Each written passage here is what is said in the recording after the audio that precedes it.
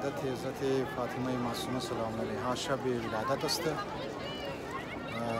معلوم در حرم مطهر بسیار رش است. انشالله رایتانی شما دعا منی پروردگار الهی حاجت های شما را برآورده کنه و دعای شما را قبول کنه و انشالله اونایی که ناجور هستند اونا را شفا بده پروردگار الهی به حق محمد و آل محمد و به حق کریمه اهل بیت حضرت فاطمه معصومه سلام علیها. یا فاطمه اشفعی لنا فی الجنه. السلام علیک یا بنت الحسن والحسین. السلام علیک یا بنت موسی بن جعفر رحمت الله و برکاته.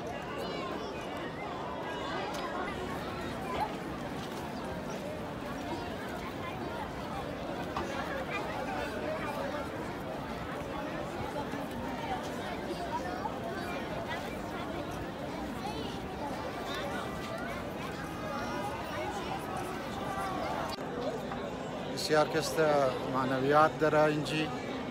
انشالله خدا شما را نصیب کنه زیارت حضرت معصوم سلام علیها بخیر که خیر شی باین زیارت کس کنیم.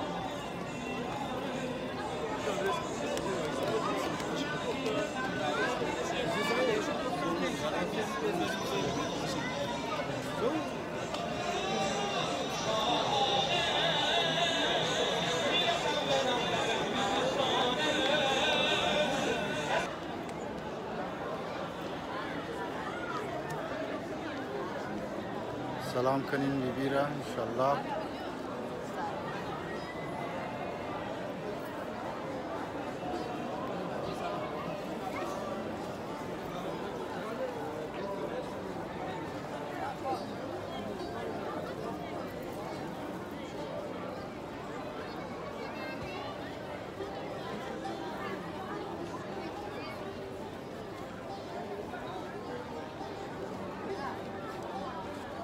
کم روشنی است درو مختلف جایا روشنی درو مایا دو خاطر کم جای بگیرم انشالله برای شما خدا شما را نصیب کنه زیارت. دعا منی شما دعا کنین. مشکلات زیاد است، حاجات زیاد داره مردم مؤمنین و مؤمنات. پروردگار الهی حاجات شما را برآورده خیر کست کنه.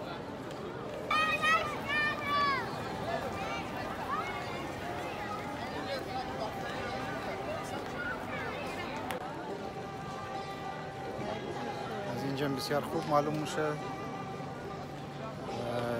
دعا کنین برای ازمون انشالله موری شما دعا منی بعضمون خدا شما نصیب کنه زیارت حضرت معصومه سلام علیها.